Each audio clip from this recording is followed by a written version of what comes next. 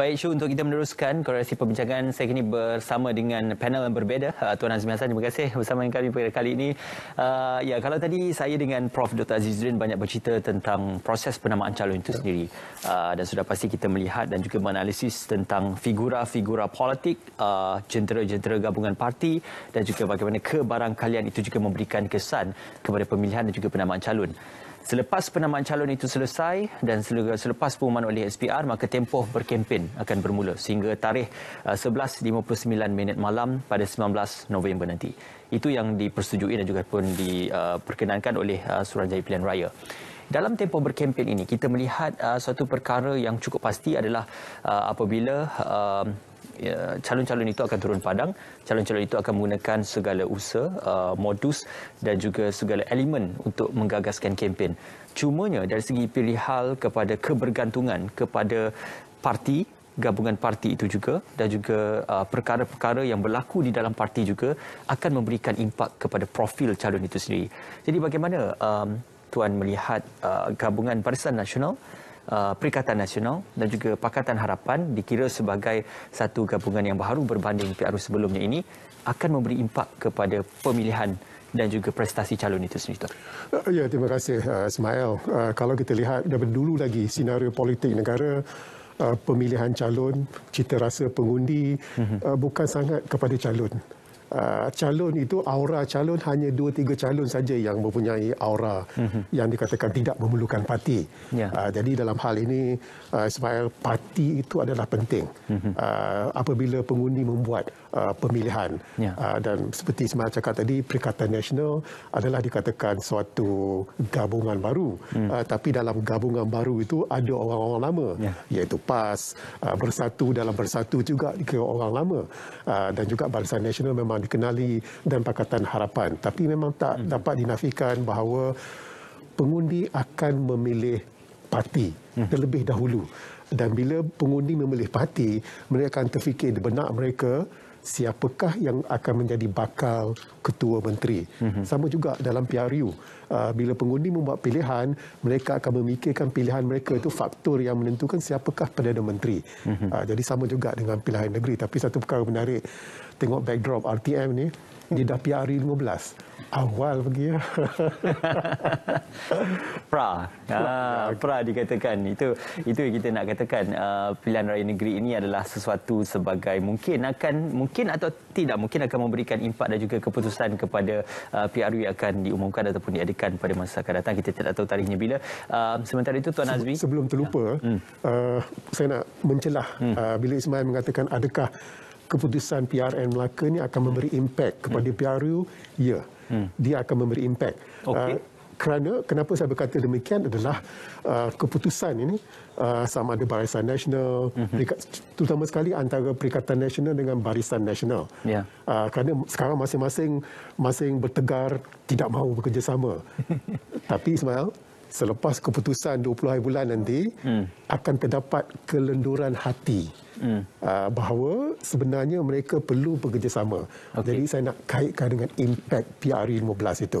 Jadi apa yang berlaku PRN Melaka ini akan dikatakan menjelaskan gambaran yang lebih besar PRU 15, terutama sekali kerjasama di antara Barisan Nasional dan Perikatan Nasional. Kenapa saya berkata demikian? Rasa ingin melihat sesuatu yang positif, bahawa akan berlaku sesuatu yang menakjubkan selepas November 20 ini. Ya, sementara kalau kita lihat gabungan Barisan Nasional dan juga Perikatan Nasional ataupun naungan itu membentuk kerajaan persekutuan, jadi sudah pastinya keputusan ini juga akan dinilai untuk memberikan ataupun kita menilai analisis kepada impak di PRU yang akan datang. Tidak lupa juga kepada PRN Sabah dan juga PRN Sarawak nanti. Tuan Azmi, kita nak bersama dengan Dr. Kartini Abu Talib untuk kita membawakan gambaran lebih jelas dan juga berkat pandangan beliau sendiri tentang perspektif demografi bagi PRN Melaka ini. Selamat pagi Doktor, apa khabar? Selamat pagi. Alhamdulillah sihat. Terima kasih Doktor bersama kami pagi ini. Doktor, kita terus saja kepada analisis. Kalau tadi kita banyak bercerita siapakah calon yang akan diletakkan ataupun bagaimanakah proses penamaan calon itu berlaku, tetapi kini kita beralih kepada fasa seterusnya untuk kita menilai dalam tempoh berkempen ini bagaimana corak demografi itu memberikan gambaran kepada keputusan yang akan diterjemahkan pada proses pengundian nanti. Di iKroh tadi banyak dibincangkan tentang iKroh itu mempunyai, kalau kita lihat majoriti pengundinya adalah yang berbangsa Cina dan di kawasan bandar lagi. Jadi rekod sebelum ini juga kalau boleh kita lihat dimenangi oleh PKR juga, dan tidak terkecuali kalau di Asahan sebenarnya bukan saja majoriti masyarakat Melayu tetapi juga masyarakat orang asli. Barisan Nasional sebelum ini juga memenanginya dengan majoriti yang amat tipis. Jadi bagaimana Doktor melihat corak demografi sesuatu kawasan itu juga akan memberikan suatu penilaian keputusan yang mungkin boleh diterjemahkan ataupun boleh diberikan satu ramalan untuk pengundian nanti, Doktor? Okey, terima kasih atas soalannya Ismail. Memang benar kalau kita perhatikan trend atau pola pemilihan undi, terutama sekali di kawasan bandar, kalau merujuk kepada PRN Melaka ni, seperti mana Ismail katakan, iKroh, Kesidang misalnya, Bemban, Kota Laksmana, termasuklah Asahan, mempunyai populasi masyarakat bukan Melayu yang tinggi. Kita pun maklum bahawa di bandar-bandar memang komuniti Cina, India, mungkin di Melaka ada komuniti Ceti juga selain daripada orang asli. Kalau kita perhatikan pola atau trending undi ini di kawasan bandar bagi mereka yang bukan Melayu memang ada kecenderungan untuk memilih Pakatan Harapan. Dan kita perhatikan juga DAP juga meletakkan ke-88 calon kebanyakannya semuanya di kawasan bandar. Dan melihat kepada trend yang lepas-lepas pun kita nampak DAP yang boleh menang selesa dalam kawasan bandar kerana signifikan masyarakat bukan Melayu di bandar ini boleh mempengaruhi bagaimana keputusan pilihan raya itu bakal diterima. Dan dari sini kita nampak berdasarkan pola memang kecenderungan kepada mereka bukan Melayu untuk menyokong Pakatan Harapan itu adalah tinggi. Baik, Dr. Kartini, kita nak berikan ruang seketika. Nanti saya akan kembali bersama dengan Doktor untuk kita memberikan perihal dan juga penjelasan dari lebih dekat. Kita nak bersama dengan pelapor kita, Shu, di kawasan Lendu dan juga Rembia.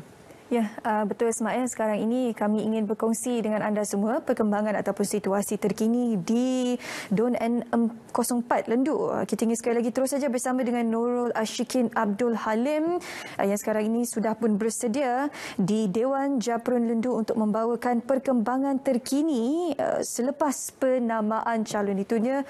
Peta kami kongsi pada anda di manakah lokasi N04 Lendu. Jadi kita ingin terus saja bersama dengan Nurul Ashikin. Silakan. Syuhaida, masih bersama saya Nurul Ashikin Abdul Halim dari Pusat Penamaan Calon Dewan Kompleks DUN Lendu bagi calon N04 DUN Lendu.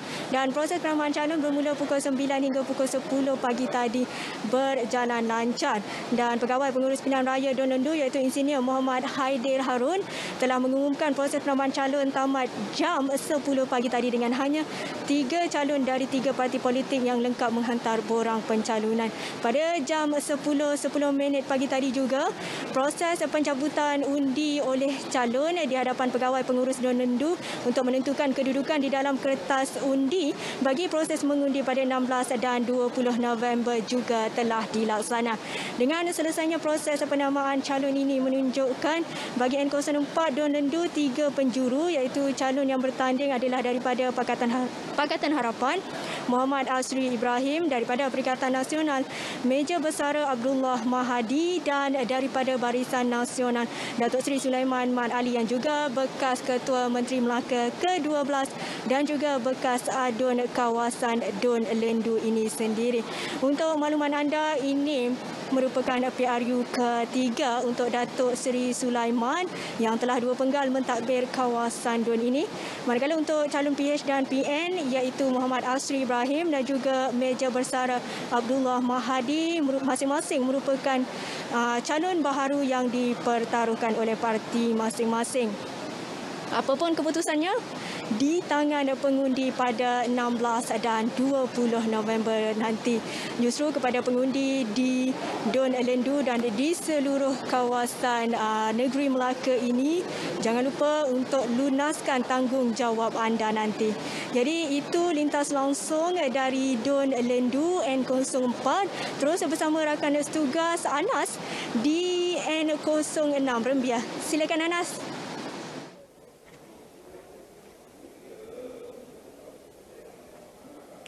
Ya, Syikin. Terima kasih. Saya masih lagi berada di Dewan Tamansari UiTM Lendu ini bagi proses penamaan calon Dewan Undangan Negeri N06 Rembiah.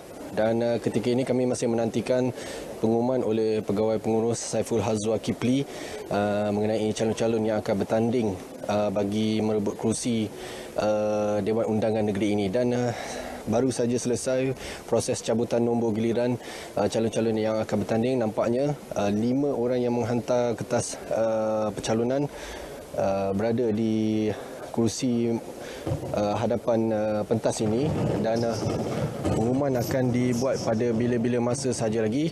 Namun pukul 10 pagi tadi, tepat pukul 10 pagi, Pegawai Pengurus Saiful Hazwa telah pun mengumumkan penutupan untuk proses menghantar kertas pencalonan.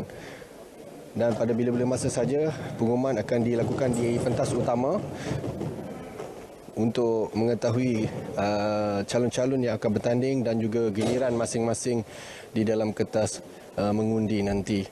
Dan proses yang berlangsung dalam 1 jam tadi, 9 pagi hingga 10 pagi, berjalan dengan lancar. Masing-masing tiba dengan mematuhi SOP yang ditetapkan. Hanya 3 orang sahaja bagi setiap calon yang ingin bertanding. Calon, pencadang dan juga penyokong sahaja dibenarkan. Dan kemudian mereka selesai saja menghantar kertas pencalonan, mereka menunggu di ruang tempat makan yang disediakan sebelum dipanggil untuk semakan dan juga cabutan nombor giliran di hadapan Pegawai Pengurus Saiful Hazwa Kipli. Dan saya jangkakan dalam kira-kira 10 minit saja lagi mungkin pengumuman akan dilakukan untuk kita mengetahui siapa yang akan bertanding merebut kerusi yang telah pun dipertandingkan sejak tahun 1995. Dan sekian dulu laporan dari Dewan Tamansari UiTM Lendu ini. Kembali semula kepada Syikin. Okey, baik. Terima kasih Anas Muhammad Nur dengan perkembangan terkini lintas langsung dari Don N06 Rembiah, dan juga seketika tadi bersama dengan Nora Syikin bagi N04 Lendu. Kalau saya boleh rangkumkan, di kawasan Lendu pertembungan antara 3 penjuru iaitu Pakatan Harapan, Perikatan Nasional dan juga Barisan Nasional, di mana Barisan Nasional dipegang oleh Sulaiman Maali yang merupakan bekas Menteri Melaka yang ke-12 sebelum ini. Dan juga di kawasan Rembiah, kita akan dapatkan maklumat lanjut setakat pemahaman saya apa yang dikongsikan oleh wartawan sebentar tadi iaitu Anas Muhammad Nur. Pertandingan 5 penjuru yang akan kita saksikan di kawasan N06 Rembiah. Jadi seketika nanti kita akan sekali lagi berlintas langsung bersama dengan rakan-rakan wartawan kita untuk mendapatkan penamaan calon yang rasmi untuk bagi pilihan raya negeri Melaka. Jadi sementara itu kita kembali bersama dengan Ismail dan juga tetamu di studio untuk mengupas lebih lanjut berkenaan dengan sesi penamaan calon kita pada hari ini. Silakan. Okey, baik. Terima kasih Syu. Tadi Tuan Azmi bertanyakan pada saya, kita menggunakan PRU 15 Don Melaka ini. SPR sendiri menggunakan terma itu. Jadi ini bersandarkan kepada apa yang digazetkan dan juga diwartakan di bawah Suruhanjaya Pilihan Raya. Jadi sebenarnya untuk kita menganggap ini sebagai salah satu lagi daripada kalau kita melihat apakah akan berlakunya sebarang kemungkinan untuk PRU yang terdekat ini, semuanya masih lagi bergantung kepada keputusan yang akan diterjemahkan oleh pihak SPR nanti dan juga keputusan oleh Kerajaan Persekutuan. Cumanya Tuan Azmi, ya macam kita perkatakan tadi, bagaimana ia memberi impak kepada pengundian untuk PRU nanti, khususnya untuk Parlimen. Kerana kita sedia maklum ada beberapa figura ataupun calon seperti YB Mas Ermiati yang juga merupakan ahli Parlimen, YB ataupun Datuk Seri Samsul Iskandar Mat Akin yang juga merupakan ahli Parlimen. Bagaimana mereka ini juga boleh meletakkan posisi kedudukan mereka bertanding di DUN ini akan memberi memberi impak kepada pertandingan mereka sewaktu pilihan raya untuk parlimen nanti, Tuan? Ya, Ismail menganggapkan figura-figura yang Ismail sebut tadi akan bertanding di parlimen. Kalau katakan mereka menang, automatik mereka akan bertanding. Tapi secara pribadi saya melihat bahawa tidak seharusnya seorang ahli politik itu berada dalam DUN dan juga parlimen. Kerana pembahagian tugas itu adalah berat. Dan kita mempunyai ramai orang politik yang berwibawa. Jadi bagi saya, jikalaulah katakan Datuk Mas bertanding bertembung dengan Datuk Rauf hanya untuk menguji kekuatan Datuk Mas untuk ke Parlimen PR15, saya rasa itu tidak adil bagi pengundi. Kerana seharusnya kita beri pada pengundi pilihan. Jadi sebab itu saya mengatakan kita ada ramai yang mengatakan mereka berada di DUN dan juga di Parlimen dan mereka terpaksa berulang-alik antara DUN dengan Parlimen. Tapi bagi saya kita bukan ketandusan ahli politik. Jadi seharusnya kalau dah bertanding di DUN, beri peluang pada orang lain untuk Parlimen. Dan sebaliknya, kalau dah bertanding Parlimen, janganlah bertanding DUN pula pada PR15. Jadi itu pandangan saya lah. Kerana bagi saya, seorang wakil rakyat itu perlu memberi tumpuan 100% pada kawasan yang dijaga. Okey, tetapi untuk membuat keputusan itu, macam dikatakan oleh Tuan Azmi tadi, seharusnya dibanding bezakan antara pertandingan di DUN dan juga di Parlimen untuk meletakkan orang yang berbeza. Tetapi pengundi juga bukanlah pengundi yang tidak berada pada tahap kematangan yang boleh dikatakan sebagai satu kematangan berpolitik juga, kerana dapat kita terjemahkan beberapa keputusan, khususnya kalau kita lihat YB Khalid di Johor bertanding di DUN dan juga bertanding di Parlimen, hanya memenangi kerusi Parlimen tetapi kalah di kerusi DUN. Jadi ini menunjukkan kematangan pengundian para pengundi itu juga untuk hanya memilih apakah profil ini sesuai di Parlimen ataupun di DUN. Jadi perkara-perkara seperti ini bagaimana kita kembali meletakkan kepada aspirasi politik ataupun aspirasi pengundian, kerana kalau kita pukul rata menang Parlimen dan boleh menang DUN adalah dua perkara yang berbeza. Iya, bagi saya tanggungjawab seorang wakil rakyat di DUN dengan Parlimen itu memang berbeza. Dan menarik bila Ismail cakap bila bertanding itu menang satu tapi kalah satu. Tapi teorinya sepatut menang dua-dua. Kerana dalam tanggapan pengundi, saya melihat bahawa DUN itu adalah untuk menjaga kawasan. Lebih dikatakan turun ke bawah untuk menjaga hal setiap hari pengundi kawasan tersebut. Tapi bila di Parlimen, di Dewan Rakyat, mereka berbahas tentang perkara yang lebih besar, yang lebih holistik. Jadi sebab itu ada perbezaan. Ada bezanya wakil rakyat itu, dia sesuai duduk dalam DUN. Walaupun mereka popular di kawasan itu, mereka tak sesuai duduk dalam Parlimen. Kerana perbahasan itu agak berlainan.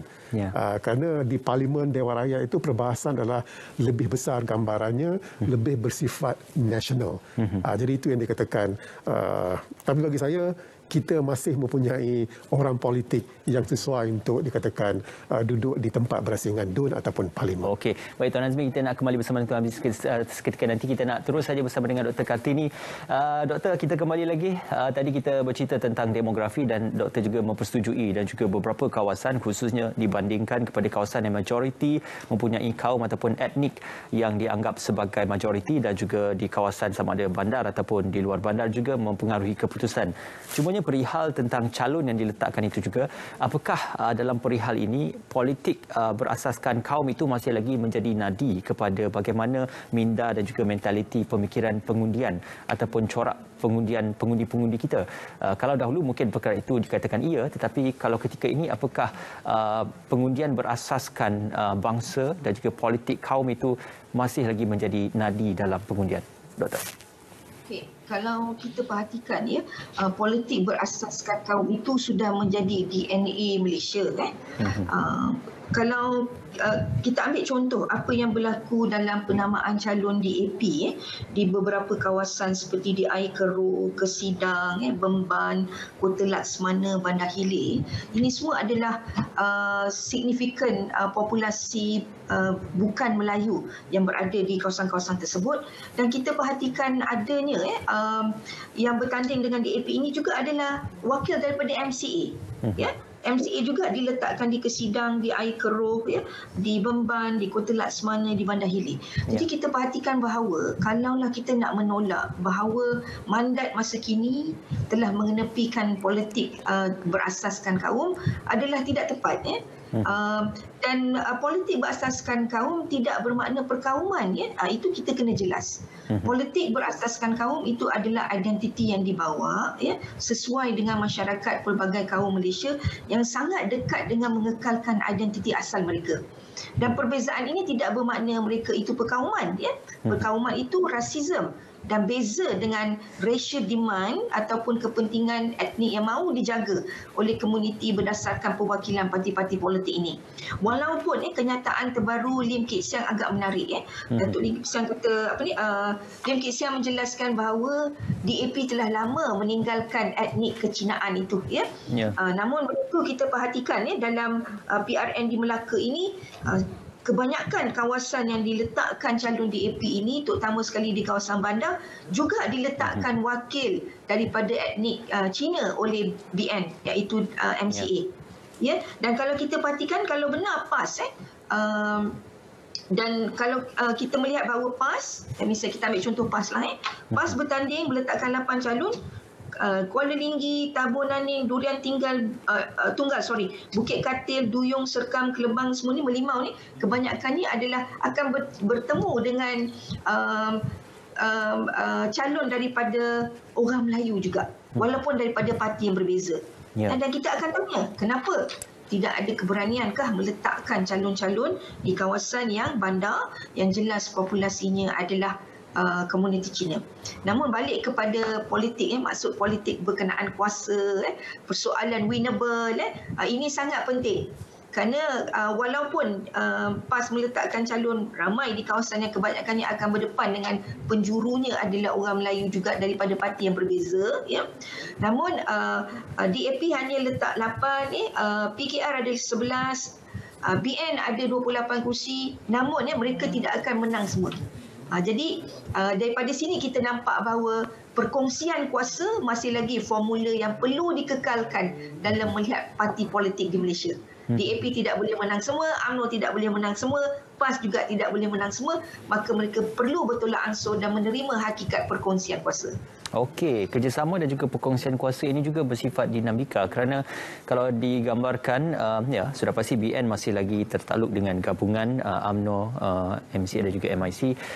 Namun yang istimewa kita melihat Perikatan Nasional ini, di manakah kita melihat bagaimanakah perjalanan Perikatan Nasional ini dengan gabungan Bersatu dan juga PAS.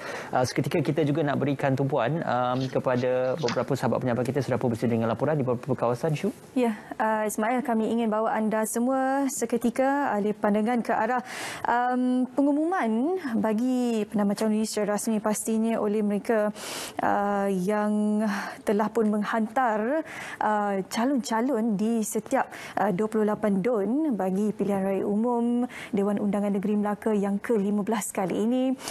Untuk pengetahuan anda semua, rata-rata dalam lingkungan 3 ke 5 penjuru kita dapat saksikan pertembungan di setiap DUN-DUN yang kami bawakan ataupun kami kongsikan secara langsung hari ini untuk pengetahuan anda semua dan juga makluman anda semua. Jadi kita ingin terus saja bersama dengan rakan penyampai di Dewan Undangan Negeri N10 Asahan. Terus saja bersama dengan rakan penyampai Ravindran Samunggam. Silakan. Baik, terima kasih Syuhaida. Proses penamaan calon di DUN N10 Asahan sudah berakhir 10 pagi tadi. Kini kita akan ikuti pengumuman rasmi bersama pegawai pengurus pilihan raya. Saya, pegawai pengurus bagi bahagian pilihan raya DUN N10 Asahan, dengan ini memaklumkan telah menerima kertas penamaan calon daripada 6 orang calon bagi pemilihan ke Dewan Undangan Negeri bagi bahagian pilihan raya DUN N10 Asahan. Mereka telah mengemukakan kertas-kertas penamaan mereka pada masa yang berikut. Yang pertama, Muhammad Akhir bin Ayub pada jam 9.12 pagi. Nombor 2, Idris bin Harun pada jam 9 suku pagi. Nombor 3 yang ketiga, Encik Fairul Nizam bin Roslan 9.20 pagi. Yang keempat, Encik Danish anak lelaki Basil, 9.28 pagi. Yang kelima, Encik Azmar bin Abdul Hamid, 9.30 pagi. Dan yang keenam, Muhammad Nur bin Saleh, 9.35 pagi. Saya telah menyemak kertas-kertas penamaan tersebut dan setelah selesai disemak, saya berpuas hati memutuskan tiada calon yang ditolak kertas penamaannya. Dengan ini, saya mengumumkan calon-calon yang disahkan bertanding dalam bahagian pilihan raya DUN N10 Asahan adalah seperti berikut. Yang pertama, Encik Muhammad Nur bin Saleh dari Parti Bebas. Logonya pokok. Yang kedua, Encik Fairul Nizam bin Ruslan dari Barisan Nasional. Yang ketiga, Encik Azmar bin Abdul Hamid dari Parti Bebas dengan logo kunci. Yang keempat, Encik Danish anak lelaki Basil dari Perikatan Nasional. Yang kelima, Idris bin Harun dari Pakatan Harapan. Yang keenam, Encik Muhammad Akhir bin Ayub, Bebas dengan logo buku. Bagi maksud pilihan raya ini, hari mengundi awal akan diadakan pada 16 November 2021 pada hari Selasa dan hari mengundi pada 20 November 2021 hari Sabtu. Pusat-pusat mengundi akan dimaklumkan seperti di borang 8. Notis pilihan raya yang dipertandingkan yang akan diwartakan dan dipamerkan di pusat-pusat mengundi yang ditetapkan. Sekian, terima kasih. Baiklah saudara, demikian tadi pengumuman rasmi berhubung proses penamaan calon yang berlangsung sebelum ini bagi N10 Asahan. Sekaligus dengan pengumuman rasmi itu, DUN ini menyaksikan pertandingan 6 penjuru. Kita kembali ke studio bersama Syuhaida. Yang sahih hanya di RTM. Okey, baik. Terima kasih kepada Ravindran Samunggam. Seterusnya, kita ingin bawakan perkembangan terkini daripada rakan penyampai di kawasan DUN N02 Tanjung Bidara bersama dengan Syafinas Sabri. Silakan.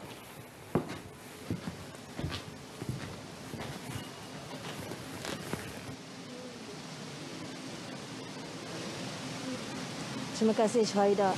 Ketika ini saya masih lagi berada di kompleks Japun Tanjung Bidara bagi proses penamaan calon bagi N02 DUN Tanjung Bidara.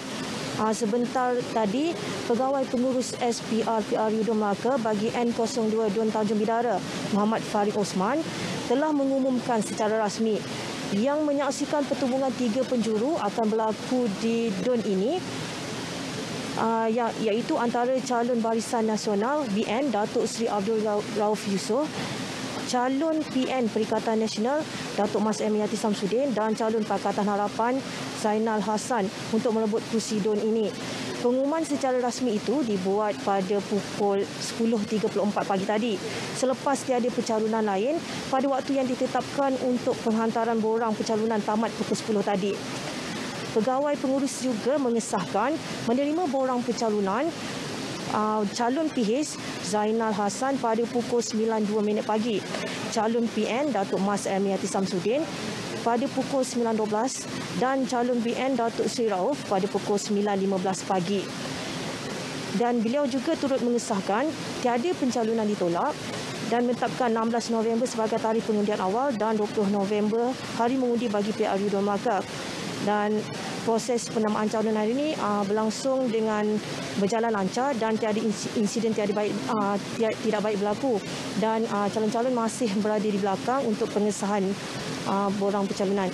Jadi saya kira setakat ini saja laporan dari Tanjung Bidara. Kita kembali kepada Syahida di studio. Silakan. Master sekali. Ya, baik. Terima kasih Syafinas Sari dengan perkembangan terkini bagi DUN N02 Tanjung Bidara.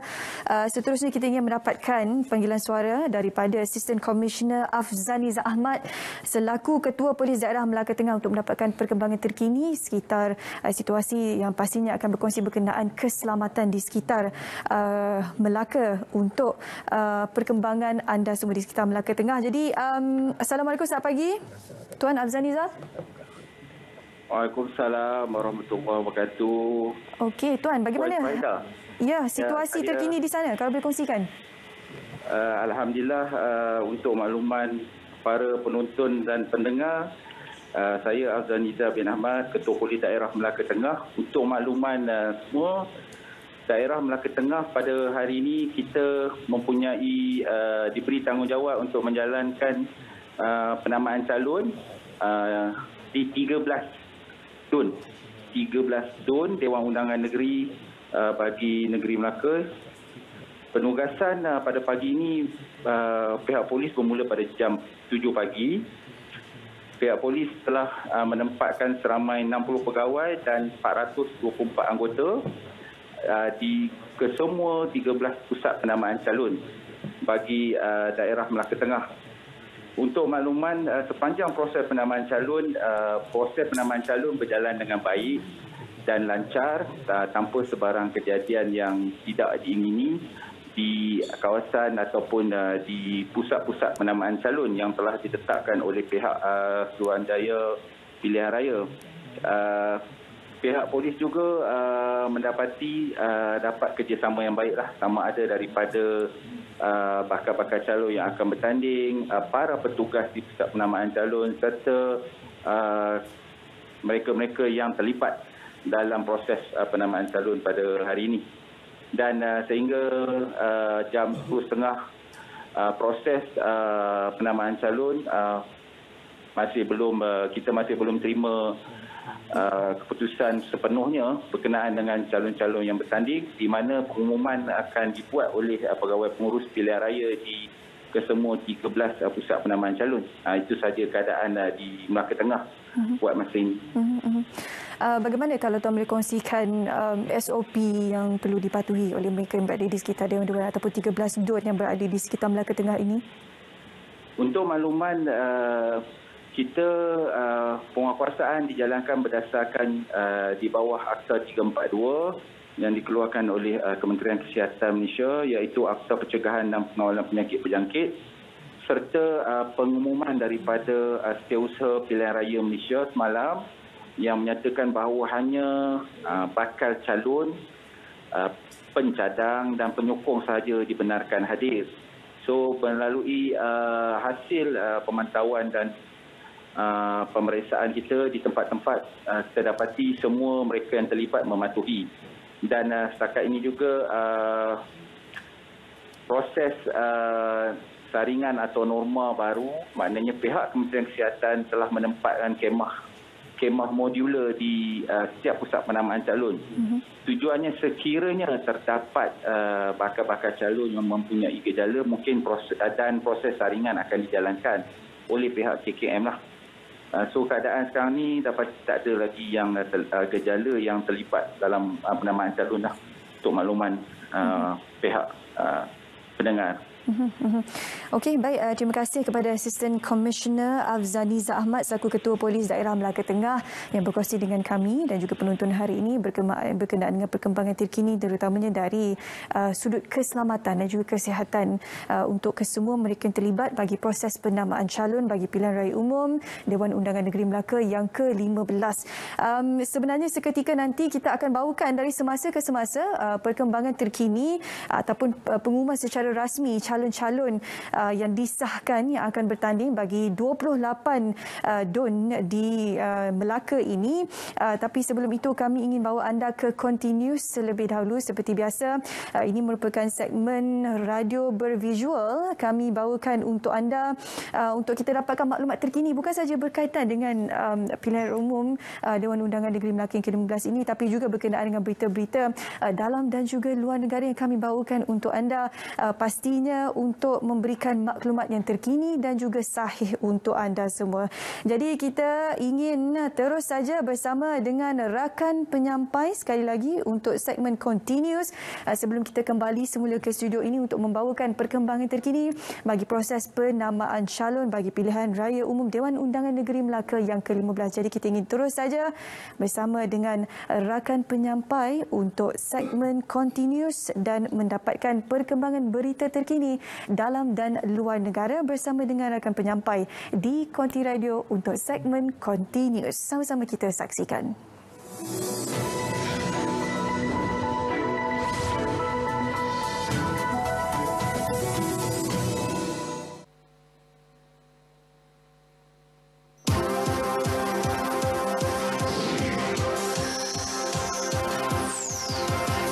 Assalamualaikum dan salam sejahtera. Saya Siti Nurdiati Zaidi dalam Dunia 11 Pagi. Taliban melantik 44 anggotanya memegang jawatan penting di Afghanistan termasuk Gubernur Wilayah dan Ketua Polis. Pelantikan itu bagi menyokong pentadbiran ketika negara bergelut dengan masalah keselamatan dan ekonomi. Ia merupakan pelantikan besar yang pertama diumumkan sejak kabinet dibentuk pada September lalu. Menurut senarai dikeluarkan Taliban, Kari Baryal dinamakan selaku Gubernur Kabul manakala jawatan Ketua Polis dipegang Wali Jan Hamzah. Pegawai tertinggi keselamatan yang menjaga Kabul sebelum ini, Komander Maulawi Hamdullah Mukhlis, terkorban dalam serangan terhadap hospital tentera di Kabul. Tentera Iran mengadakan latihan ketenteraan melibatkan aset-aset penting di Selat Hormuz berdekatan lokasi berlakunya konflik dengan Amerika Syarikat. Selat Hormuz merupakan titik pertemuan untuk penghantaran minyak global. Menurut jurucakap tentera Laksamana Mahmud Musavi, latihan itu merupakan amaran serius kepada musuh dan pihak yang berniat jahat terhadap Iran. Sebelum ini, Kor Pengawal Revolusi Elit mengumumkan kejayaan menggagalkan percubaan tentera Laut Amerika merampas kapal minyak di Laut Oman. Namun Amerika menafikan dan mendakwa perkara sebaliknya berlaku. Washington mengutuk sekeras-kerasnya serangan yang menyasarkan Perdana Menteri Iraq Mustafa Al-Kadhimi. Presiden Joe Biden menegaskan White House akan membantu pasukan keselamatan Iraq mengenal pasti pihak yang bertanggungjawab. Biden turut mengarahkan pasukan keselamatan Amerika menawarkan bantuan yang sesuai bagi membantu mencari dalang kejadian. Semalam, Perdana Menteri Iraq Mustafa Al-Kadhimi terselamat ketika sebuah drone dipenuhi bahan letupan melancarkan serangan terhadap kediamannya di Baghdad. Sementara itu, Britain menerusi Perdana Menterinya Boris Johnson senada dengan Biden. Pemimpin Britain itu menegaskan United Kingdom menyokong sepenuhnya Iraq. Beliau menyifatkan usaha Iraq membentuk kerajaan selepas pilihan raya adalah demi kestabilan jangka panjang negara. Amerika Syarikat kembali membuka sempadan darat dan udara kepada masyarakat luar yang lengkap divaksin sekaligus menamatkan 20 bulan sekatan perjalanan di seluruh dunia. Larangan yang dikuatkuasakan bekas Presiden Donald Trump pada 2020 dan diteruskan penggantinya Joe Biden itu mendapat kritikan hebat. Ketika sempadan ditutup selepas Mac tahun lalu, kemasukan pelancong dari kebanyakan negara dilarang termasuk dari Blok Kesatuan Eropah, Britain, China, India dan Brazil. Pelawat menggunakan jalan darat dari Mexico dan Kanada turut tidak dibenarkan merentasi sempadan Amerika.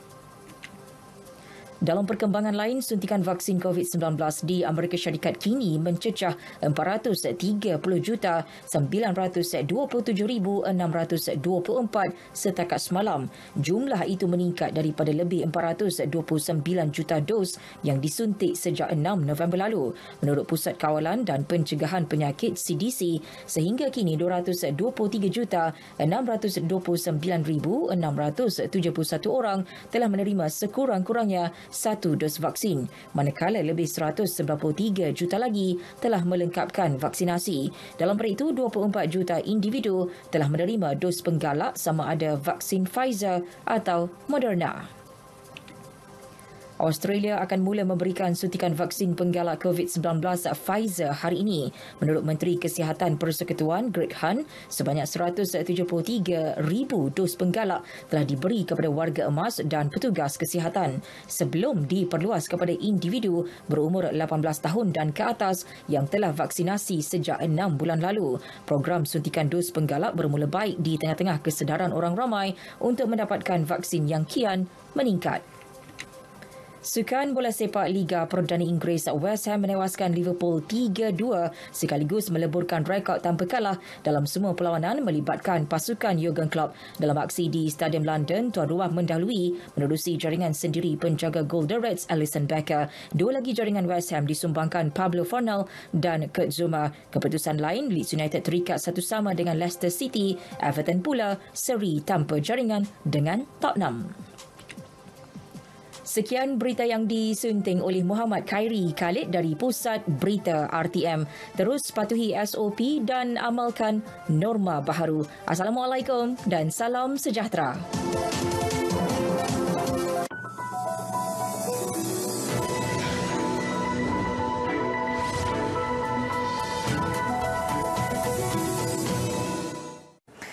Baik, itu dia seketika tadi perkembangan berita luar negara dari Continuous bersama dengan rakan penyampai Diati. Sekarang ini kita kembali ke studio untuk kita mengupas dengan lebih lanjut berkenaan dengan topik kita hari ini bersempena dengan pilihan raya umum Dewan Undangan Negeri Melaka yang ke-15 bersama dengan rakan penyampai saya Ismail. Silakan. Baik, terima kasih Syu. Bersempena juga dikatakan tadi penamaan calon, ada tarikh-tarikh penting yang disebutkan iaitu 8 November penamaan calon dan juga hari pengundiannya pada 20 November nanti. Kita juga nak bawakan Tuan Azmi beberapa nama yang sudah pun diumumkan ataupun gambaran yang sudah pun rasmi diumumkan sebagai calon yang akan bertanding di kawasan DUN N25 RIM. Boleh kita saksikan siapakah antara calon-calonnya.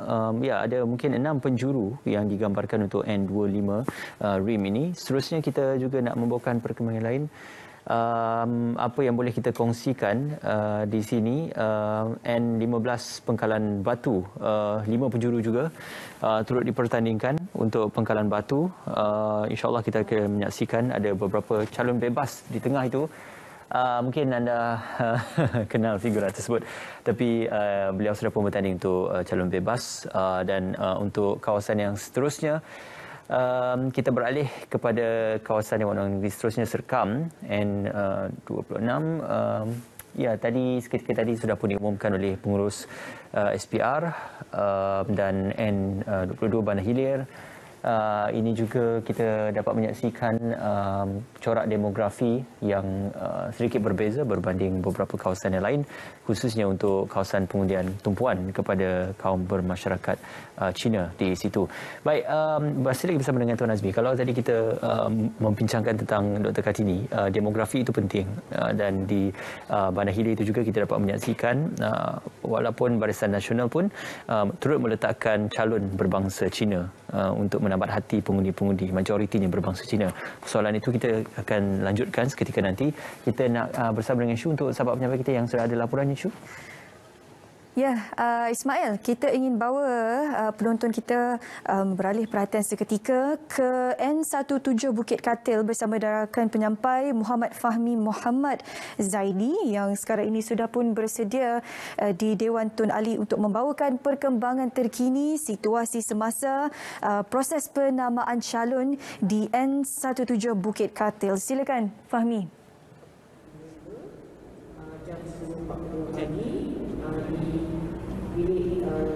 Baik, terima kasih Syuhaida. Alhamdulillah, proses penamaan calon bagi PRU DUN Melaka bagi kawasan N17 Bukit Katil hari ini berjalan dengan lancar, di mana di N17 Bukit Katil kali ini menyaksikan pertembungan 4 penjuru di antara Barisan Nasional, iaitu Datuk Wira Hasnur Sidang Husin, Pakatan Harapan Adli Zahari, Muhammad Al-Afi Yahya mewakili Perikatan Nasional, dan Abdul Hamid Mustafah yang mendaftarkan diri sebagai calon bebas. Baik, sedikit perkongsian buat anda. Barisan Nasional telah pun mencalonkan Datuk Wira Hasnur Sidang Husin yang merupakan Timbalan Ketua UMNO bahagian Han Tuah Jaya sebagai calon di kawasan N17 Bukit Katil pada hari ini. Bagi calon Pakatan Harapan iaitu Adli Zahari pula, beliau merupakan mantan Ketua Menteri Melaka ke-11 selain merupakan pengerusi Pakatan Harapan Negeri Melaka. Bagi Muhammad Al-Hafiz Yahya yang mewakili Perikatan Nasional pula, beliau merupakan Ketua Dewan Pemuda PAS Negeri Melaka. Manakala bagi Abdul Hamid Mustafah yang mendaftarkan diri sebagai calon bebas merupakan ahli jawatan kuasa gagasan piagam rakyat. Selepas selesai proses penamaan calon hari ini, maka bermulalah tempoh berkempen selama 12 hari. Terdahulu 28 pos penamaan calon telah dibuka bermula 9 pagi menyaksikan proses penamaan calon berjalan dengan SOP yang ketat. Ini termasuk larangan perhimpunan dan perarakan penyokong bagi mengurangkan risiko penularan COVID-19 dengan hanya calon, pencadang dan penyokong calon sahaja yang dibenarkan untuk masuk ke dalam pusat penamaan bagi mengemukakan kertas pencalonan calon. Malah calon yang bergejala atau demam dengan suhu melebihi 37.4 darjah Celsius tidak akan dibenarkan untuk masuk ke pusat penamaan calon dan akan dibawa ke kemah khas yang akan dikendalikan oleh Kementerian Kesihatan Malaysia KKM. Selain itu, kempen juga akan menyaksikan penggunaan medium dalam talian menjadi pilihan kesemua parti bertanding bagi mematuhi larangan oleh Kementerian Kesihatan Malaysia KKM. Setakat itu sahaja saja perkembangan terkini dari Dewan Tun Ali sepenuh hari penamaan calon PRU Dun Melaka bagi kawasan N17 Bukit Katil. Ingat, kita masih belum bebas untuk melawan daripada COVID-19. Sama-sama kita patuhi SOP seperti mana yang telah ditetapkan oleh Majlis Keselamatan Negara MKN dan juga Kementerian Kesihatan Malaysia. Ingat, kita jaga negara kita. Sekian dari saya, Fahmi Zaidi, dari lokasi N17 Bukit Katil. Kita kembali semula kepada rakan setugas Syuhaida. Silakan Syu. Ya, baik. Terima kasih Fahmi dengan perkembangan terkini bagi proses terkini selepas penamaan calon di N17 Bukit Katil. Kalau saya boleh rangkumkan kembali 4 calon yang dipertandingkan di sana, iaitu pertembungan antara Barisan Nasional, Perikatan Nasional, Pakatan Harapan dan juga PAS. Jadi kita ingin sama-sama juga saksikan pada ketika ini foto yang kami boleh kongsikan di sekitar Dun N08 Macap Jaya. Itu dia antara mereka yang bakal berentap di sekitar Dun Macap Jaya dalam 5 individu yang sudah pun disahkan mengatakan nama di sana. Dan ini pula di N23 Teluk Emas, sebanyak 4 calon telah pun menghantar nama mereka di sana untuk bertanding. Pastinya akan memberikan satu petanda yang baru untuk mereka yang berada di sana, dan juga undi semua terletak di tangan anda pada 20 November nanti. Sama-sama kita saksikan. Itu dia perkembangan terkini calon yang telah pun diisytiharkan secara rasmi akan berentap di Dun yang kami kongsikan seketika tadi. Jadi kita ingin terus saja kembali bersama dengan rakan pengacara saya Ismail Adnan untuk berkongsi berkenaan ataupun mengupas apakah antara mungkin respon terkini Prof. Dr. Azmi Hassan berkenaan dengan penamaan calon yang kita kongsikan. Ya, itu dia yang ditanyakan dilanjutkan oleh Syu tadi, Tuan Azmi. Demografi itu penting. Kita bercerita juga tentang strategi penempatan ataupun meletakkan nama-nama calon itu juga penting. Bukan saja bersandarkan kepada parti, tetapi juga kepada mungkin corak pengundian yang dibawa sebelum ini dan juga majoriti masyarakat di kawasan tersebut. Dr. Kartini sebentar tadi bersetuju bahawasanya politik kaum ini adalah satu asas kepada amalan politik negara, dan ianya tidak salah kerana ia bukan berbentuk rasisme ataupun perkauman. Namun kalau kita menggambarkan tentang strategi politik, kita analisis kepada strategi yang dibawakan oleh Barisan Nasional yang meletakkan 20 kawasan untuk UMNO dan juga 8 kawasan untuk gabungan di bawah Barisan Nasional. Dan kemudian kita melihat kepada Perikatan Nasional juga pembagian antara PAS dan juga Bersatu. Jadi di manakah survivability yang boleh digambarkan untuk kedua-dua gabungan ini dalam melihat rencana politik yang dibawa oleh mereka, Tuan? Ya, Perikatan Nasional meletakkan 5 calon gerakan. Sama juga MCA ada 7 calon. Tapi sebelum tu saya nak menyampuk apa Syuhada kata tadi. Syuhada, selepas penamaan calon tu, pengumuman itu, keterujaan tu dah tak ada tau. Sebab apa? Tiada berita mengejut.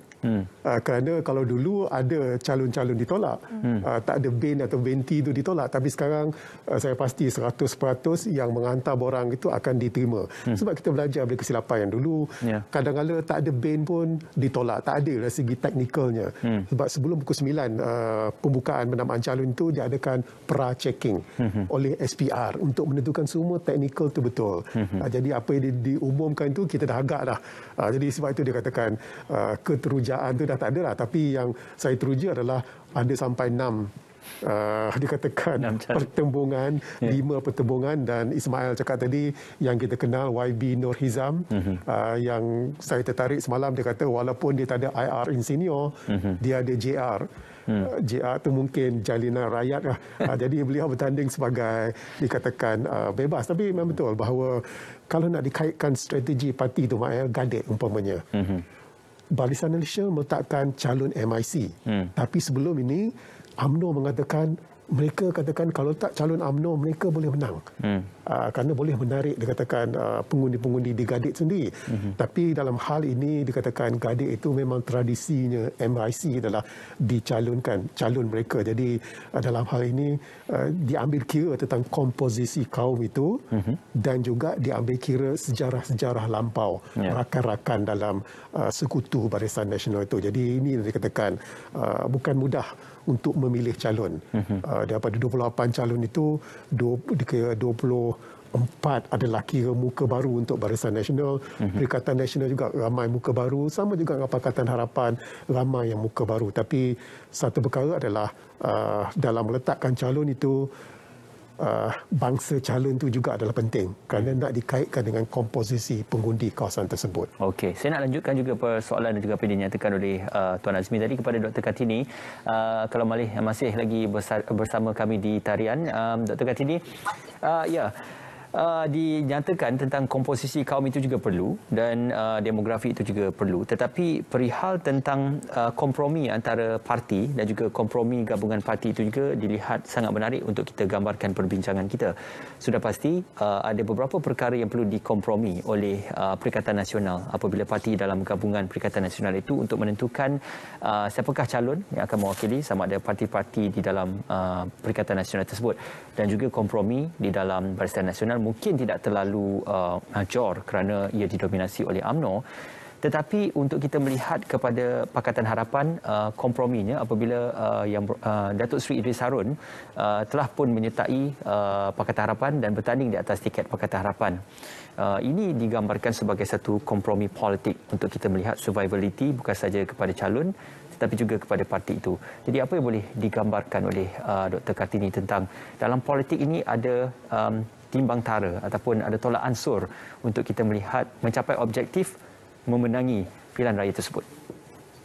Okey, kalau tengok soalan Ismail tadi bertanya tentang bagaimana calon macam daripada BN kemudian bertukar tiket menjadi Pakatan Harapan kemudiannya ya.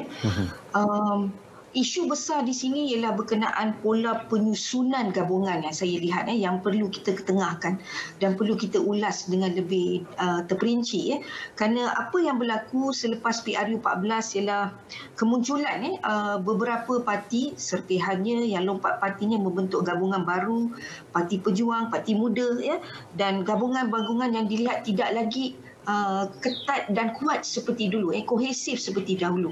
Sedangkan kita berdepan dengan beberapa dilema melihat kepada Perikatan Nasional, Muafakat Nasional, sedangkan dalam Pakatan Harapan juga bertemu dengan serpihan daripada PAS iaitu Amanah. Jadi yang menjadi isu besar sini ialah pola penyusunan gabungan yang melihat Melaka sebagai satu medan ujian untuk pertama menguji keampuhan sokongan kepada kalau mereka mampu bergerak solo. Bagaimana? Sebab itu kita lihat beraninya mengapa dalam beberapa kawasan yang telah pun diumumkan ini ada 3 penjuru, 6 penjuru, 5 penjuru, 4 penjuru persoalannya ialah adakah mereka tidak ada kompromi untuk berbincang dan meletakkan kemenangan untuk parti gabungan itu sebagai keutamaan tetapi saya kira inilah peluang yang terbaik untuk melihat PRN Melaka sebagai medan ujian melihat kepada pola penyusunan gabungan dalam parti-parti. Pertama, menguji keampuhan sokongan pengundi sama ada PAS ke DAP ke PKR ke Amanah ke Bersatu ke UMNO ke MCA MIC. Yang kedua, menguji sama ada mereka boleh mengenal pasti parti-parti yang winnable. Mungkin peluang untuk membentuk gabungan baru bagi strategi PRU 15. Politik is about winnable. Nak tengok mana yang akan menang dan daripada sini pun kita telah lihat keterbukaan UMNO. Kalau kita tengok krisis di Perak, keterbukaan untuk menampakkan keterbukaan menerima DAP untuk bekerjasama. Dan kalau kita ulas kembali perincian kepada Tok Mak Hassan berulang kali mengatakan UMNO juga bersedia untuk melihat keterbukaan kepada pembentukan strategi gabungan baru. Jadi saya melihat kemunculan berbagai penjuru ini walaupun adalah bisa tegal biasa, tapi kita boleh nampak kesudian dan kecenderungan untuk menguji Melaka sebagai medan ujian kepada persoalan keampuhan sokongan kepada parti dan juga berusaha untuk mengenal pasti parti-parti calon-calon yang boleh dilihat winnable untuk strategi bagi PRU 15. Ini ya penyusunan gabungan pola yang saya kira sangat kritikal menjadikan PRN Melaka itu sebagai game changer kepada PRU 15. Politik itu selalu bergerak secara dinamik dan juga berubah-ubah. Terima kasih Dr. Kartini bersama dengan kami. InsyaAllah kita akan bawakan juga dari semasa ke semasa bersama dengan Dr. Kartini sekiranya ada kesempatan yang lain. Tuan Azmi, kalau kita nak gambarkan berkenaan hari ini adalah hari yang penting untuk penamaan calon, dan sudah pasti calon itu adalah penting bukan saja untuk gabungan itu memenangi kerusi Dewan Undangan Negeri dan membentuk Kerajaan Negeri Melaka, tetapi yang penting untuk memilih siapakah calon Ketua Menteri Melaka. Sehingga ke tarikh hari ini belum lagi ada mana-mana kenyataan rasmi ataupun belum lagi ada beberapa perkabaran rasmi baik daripada Barisan Nasional, Perikatan Nasional ataupun mungkin PH juga masih belum lagi memutuskan siapakah yang bakal menjadi Ketua Menteri Melaka sekiranya PRU DUN ini berakhir. Jadi dalam perihal ini, apakah mereka masih lagi berhati-hati dalam meletakkan calon ataupun masih lagi melakukan bargaining ataupun timbal balik kepada siapakah yang paling layak untuk dijadikan dan juga diangkat sebagai kempen Ketua Menteri Melaka, Tuan? Ya, dalam penamaan calon bakal Ketua Menteri ini, Barisan Nasional dah menyatakan, Ismail, iaitu Datuk Seri Sulaiman Ali. Yes. Datuk Seri Sulaiman adalah bakal Ketua Menteri kalau Barisan Nasional dapat membentuk kerajaan. Cuma yang belum menyatakan secara terperinci adalah Perikatan Nasional dan juga Pakatan Harapan. Yang masalah besar yang paling menarik, bukan masalah, yang paling menarik adalah Pakatan Harapan. Kerana mereka ada 3 calon. Adli, bekas Ketua Menteri, Datuk Seri Idris Harun, bekas Ketua Menteri, dan juga figura yang dikatakan boleh menjadi Ketua Menteri adalah Samsul, yang juga ahli Parlimen di Melaka itu. Jadi ini yang dikatakan kenapa Pakatan Harapan tidak menamakan calon itu menjadi tanda tanya. Begitu juga dengan Perikatan Nasional, ada 2-3 nama besar dalam Perikatan Nasional yang boleh menjadi Ketua Menteri.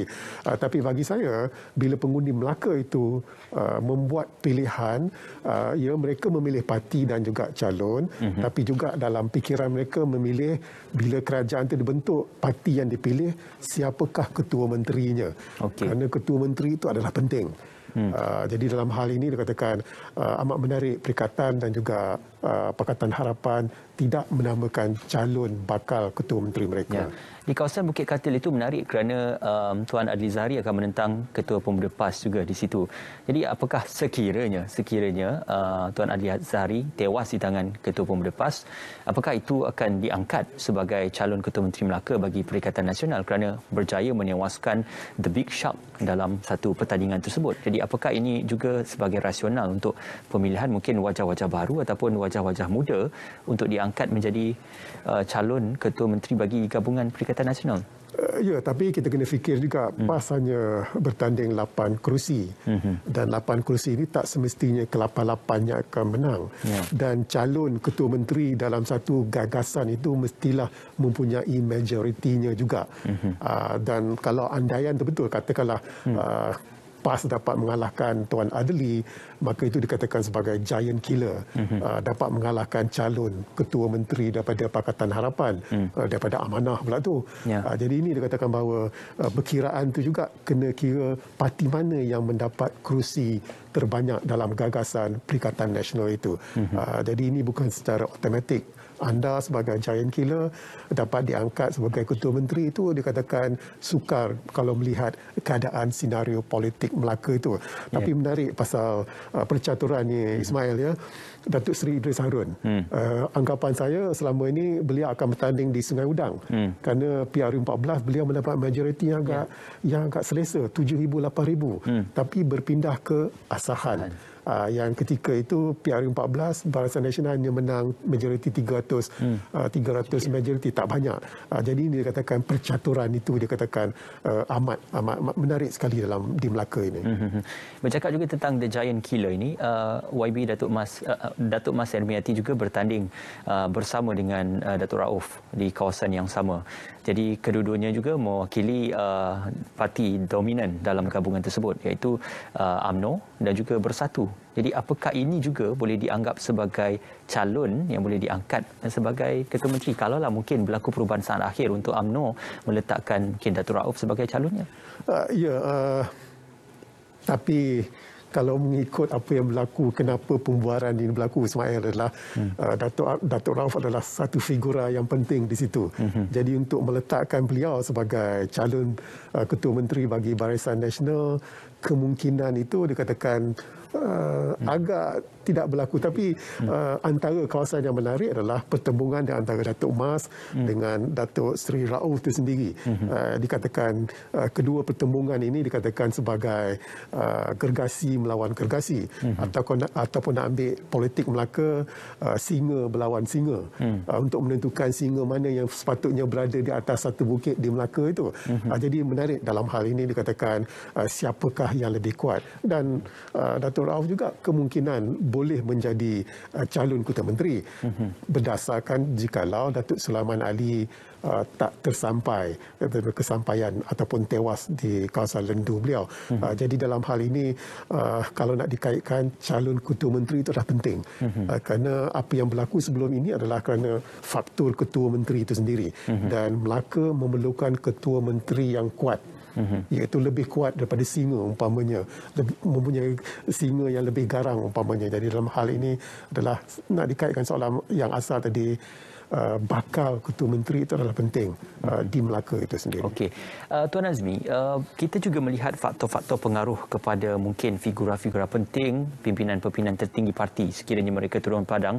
Adakah ia juga memberi kesan dan juga impak kepada bagaimana ia memberi gambaran kepada para pengundi, komitmen yang ditunjukkan oleh parti. Sebelum ini kita menyaksikan bahawasanya bagaimana Tan Sri Muhyiddin Yassin juga akan melaksanakan dan juga terlibat secara langsung dalam kempen mungkin untuk PRU Dun Melaka ini, yang berhormat Datuk Seri Ismail Sabri, yang berhormat Datuk Syed Hamidi juga akan turut sama terlibat secara langsung dan juga turun padang. Tidak terkecuali Datuk Seri Anwar Ibrahim juga menyatakan sokongannya kepada jentera Pakatan Harapan di Melaka nanti. Jadi bagaimana figura-figura ini menjadi satu faktor penentu juga kepada kemenangan calon yang mereka letakkan di PRU Dun Melaka? Ya Ismail, dalam politik persepsi itu adalah penting, dan figura-figura yang penting ini sukar mereka nak turun ke Melaka, sebab Menteri Kesihatan dah kata tak boleh berkempen secara fizikal, tetapi secara dikatakan secara tersirat, secara tidak langsung, figura-figura ini boleh dikatakan menyatakan sokongan, kerana kalau ada ikon-ikon penting ini, persepsinya adalah parti itu adalah dikatakan kukuh. Tapi menariknya, kita ambil Perikatan Nasional dan Barisan Nasional, katakan menteri dalam kabinet umpamanya, mereka mungkin berasa serba salah di mana kedudukan mereka untuk memberi sokongan. Kalau mereka turun untuk memberi sokongan, ini mungkin bertentangan dengan senario kerajaan persekutuan. Jadi itu menariknya. Tapi bagi saya, figura yang tak ada jawatan, bagi mereka mudah untuk turun ke Melaka, turun sebagai pelancong pun okey, tak apa. Kerana itu adalah persepsi bahawa sokongan diberi kepada calon parti yang mereka wakili. Sebab dalam politik Ismail, persepsi adalah nombor satu. Persepsi untuk menggambarkan bahawa parti itu adalah teguh, kuat, semua pemimpin bersatu padu.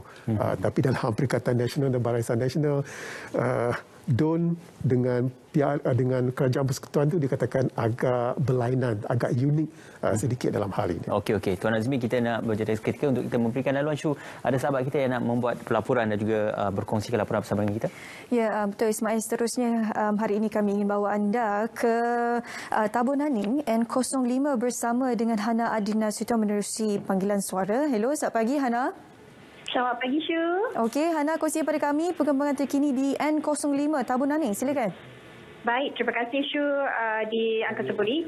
Baik, Pegawai Pengurus Pilihan Raya Encik Muhammad Zaidi Amir Hamzah baru saja tadi mengumumkan senarai penuh calon parti politik yang bakal bertanding pada Pilihan Raya Umum Dewan Undangan Negeri Melaka ke-15 bagi kawasan bagi DUN N05 Tabunaning ini, dan secara rasminya N05 Tabunaning akan menyaksikan pertemuan antara tiga penjuru iaitu PN, BN dan PH. Baik, saya nak kongsi dengan anda semua sedikit berkenaan dengan calon-calon. Antaranya adalah muka baru daripada Pakatan Nasional, Abu Hashim Abdul Samad, 61 tahun atau mesra dipanggil Cikgu Hashim. Beliau juga merupakan pesara guru dan kini memegang jawatan sebagai pengarah PAS DUN Tabunaning, manakala Pakatan Harapan menamakan Zairi Subuh yang merupakan pengarah komunikasi Amanah Negeri Melaka, merupakan seorang ahli perniagaan dan kali ini merupakan kali kedua bertanding di Dewan Undangan Negeri ini selepas kali pertama pada pilihan raya umum ke-14. Dan calon BN Zulkifli Datuk Seri Muhammad Zain, 53 tahun, merupakan Ketua UMNO Cawangan Melekit Luar dan juga merupakan muka baru daripada Parti Barisan Nasional. Baik, sedikit perkongsian mengikut statistik yang diwartakan oleh Suruhanjaya Pilihan Raya SPR, jumlah keseluruhan pengundi di kawasan N05 Tabunaning ini adalah seramai 8,661 pengundi yang terdiri daripada 8,641 pengundi biasa, 19 polis dan pasangan serta seorang pengundi tidak hadir luar negara. Dan daripada jumlah tersebut, seramai 4,053 iaitu 46.8% adalah pengundi lelaki, manakala 4,608 bersamaan 53.2% adalah pengundi wanita. Dan pada pilihan raya umum ke-14 lalu, N05 Tabunaning menyaksikan juga pertemuan 3 penjuru iaitu antara Parti Barisan Nasional BN, Parti Keadilan PKR dan juga PAS. Dan calon daripada BN Latifah Umar memenangi kerusi N05 Tabunaning dengan majoriti 740 undi. Itu saja laporan penamaan calon bagi kawasan N05 Tabunaning dari Dewan Jefferson Tabunaning. Saya Hana Adlina Sarjan Ahmad kembali bersama Syu yang akan terpilih. Silakan Syu. Ya, baik. Terima kasih Hana dengan perkembangan tersebut, membawakan perkembangan terkini bagi penamaan calon Dewan N05 Tabunaning. Kalau saya boleh lakukan kembali pertembungan 3 penjuru antara Perikatan Nasional, Barisan Nasional dan juga Pakatan Harapan. Itu perkembangan terkini yang kami boleh bawakan kepada anda. Seketika kita kembali semula bersama dengan Ismail dan juga tetamu kita hari ini untuk perkongsian selanjutnya. Silakan Ismail. Ya, betul Syu. Rasa teruja itu tadi sebenarnya mungkin sudah tidak ada untuk menantikan siapakah calonnya, tetapi lebih kepada untuk menantikan apakah corak kempen dan juga bagaimana mereka ini akan memujuk undi dan juga meraih undi bagi para pengundi yang akan turun mengundi pada tarikh 20 November nanti. Tuan Azmi, dalam perihal norma baru ini amat penting untuk kita melihat cara yang kreatif, cara yang menarik dan juga cara yang kepelbagaian itu penting dalam kita menarik undi, bukan sahaja menggunakan media sosial tetapi segala medium yang ada dalam memastikan agar aspirasi dan manifesto parti dapat diperjelaskan kepada para pengundi. Jadi bagaimana pelbagaian dan juga corak kreativiti itu boleh diterjemahkan untuk pengundian kali ini? Saya rasa orang politik di Malaysia ni dia very kreatif. Dia boleh mencari peluang untuk turun ke Melaka, bukan untuk berkempen tapi berkempen secara tidak langsung. Dan ramai rakan-rakan saya yang dikatakan begitu aktif berpolitik sekarang berada di Melaka. Mereka mengatakan melancong ke Melaka. Jadi itu dia katakan kreativiti itu penting. Kerana bagi pengundi, mereka mahu melihat di mana kedudukan parti dan calon. Adakah calon itu mendapat sokongan parti, mendapat sokongan orang ramai. Jadi kreativiti. Singapura tahun lepas, Ismail, mengadakan pilihan raya, tidak dibenarkan kempen secara fizikal, hanya walkabout 2-3 orang saja yang dibenarkan. Dan pembangkang mengatakan ini tak adil kerana kerajaan PAP mendapat kelebihan kalau dia adakan secara maya. Tapi kita tahu keputusannya pembangkang dikatakan kira menang. Banyak kursi yang dimenangi. Jadi berkempen secara maya ini tidak semestinya akan memberi kelebihan kepada organisasi politik yang besar. Ianya juga akan memberi kelebihan kepada calon-calon bebas umpamanya. Dan salah satu calon bebas adalah Gagasan Piagam Rakyat. Jarang kita dengar gagasan ini, satu NGO yang meletakkan calon mereka. Jadi dalam hal ini kreativiti itu penting dan penggunaan dikatakan secara maya itu dikatakan untuk menarik pengundi yang telah lama bermula sebenarnya kempen secara maya ni. Tiap-tiap hari kalau kita buka media sosial memang politik itu adalah 80%, 90% diperkatakan. Jadi ini dikatakan kempen norma baru tapi bukan sesuatu yang baru. Cuma menjadi persoalan adalah Ismail, berapa peratus pengundi akan keluar. SPR mengatakan 70% mengikut kelaziman biasa. Dan Syuhada bila sebut Lim Kit Siang tadi, semalam Lim Kit Siang kata bawah 30%. Akan keluar. Saya rasa takkanlah sampai bawah 30%. Sikit sangat. Tapi saya katakan lebih daripada 70%. Kenapa saya berkata demikian adalah semasa kempen, pengundi akan merasa dikatakan yakin bahawa tidak akan berlaku penularan pandemik kerana tidak boleh secara fizikal. Jadi bila keyakinan itu ada dan SPR mengadakan SOP ketat semasa hari mengundi, mereka akan keluar mengundi. Jadi bagi saya lebih daripada 70% pengundi Melaka akan keluar mengundi. Okey. Di manakah survivability untuk calon-calon bebas ini yang tidak mempunyai mungkin dibandingkan dari segi dana untuk kempen politik ataupun dari segi kekuatan untuk jentera politik itu kalau dengan tiga gabungan yang besar ini? Ya, sebab itu juga muda tidak bertanding. Parti muda yang baru itu yang belum didaftarkan, kalau mereka bertanding, mereka akan bertanding secara bebas. Dan sebelum ini mereka berurusan dengan Pakatan Harapan untuk menggunakan simbol Pakatan Harapan. Tapi nampaknya urusan dikatakan perbincangan itu tidak menjadi. Sebab di Malaysia ini untuk menjadi calon bebas adalah amat sukar sekali. Satu, ya, sumber kewangan diperlukan untuk berkempen. Mungkin dalam hal maya ni sumber kewangan itu tak penting. Tapi visibility itu penting. Bagi calon bebas. Walaupun bagi YB Nur Hizam, semua orang kenal dia, bukan saja kenal di Melaka, tapi seluruh Malaysia kenal siapa YB Nur Hizam. Tapi bila beliau bertanding sebagai calon bebas, amat sukar sekali. Kerana itu adalah dikatakan politik kita di Malaysia ini. Calon itu mesti dikaitkan dengan parti. Kerana parti itu yang menentukan kekuatan calon, bukan calon menentukan kekuatan parti. Jadi memang sukar bagi saya calon bebas itu untuk melakukan sesuatu yang mengejutkan, amat sukar sekali. Ya, dan yang lebih penting adalah pilihan dan juga perspektif pengundi adalah terarah kepada pengundian itu nanti akan membentuk siapakah yang akan menjadi kerajaan untuk negeri Melaka dan juga siapakah yang akan diangkat menjadi Ketua Menteri Melaka. Kita juga nak berehat seketika sekali lagi Tuan Azmi untuk kita berikan laluan Syuk pada sahabat penyampai kita untuk laporan audio yang disediakan. Ya, sekali lagi kita ingin perkembangan terkini kami bawakan di N01 Kuala Linggi. Sekali lagi perkembangan terkini kami bawakan untuk anda bersama dengan rakan penyampai di sana Khalaf yang telah pun bersedia. Sama-sama kita dengarkan. 01 Kuala Linggi, Pegawai Pengurus Pilihan Raya Encik Muhammad Fuad bin Musrik baru saja mengumumkan sebagai calon yang bertanding bagi DUN N01 Kuala Linggi. N01 menyaksikan pertembungan 4 penjuru.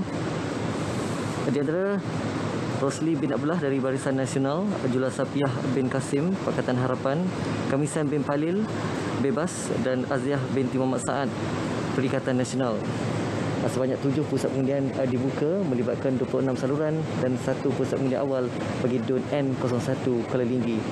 Jangan lupa jalankan kewajipan anda untuk pengundi bagi Pilihan Raya Umum DUN Melaka ke-15. Jangan lupa segala SOP telah pun ditetapkan pada hari pengundian nanti dan jangan lupa untuk kita jaga kita. Sekian dari saya, Kalau Rusli, yang sahih hanya di RTM.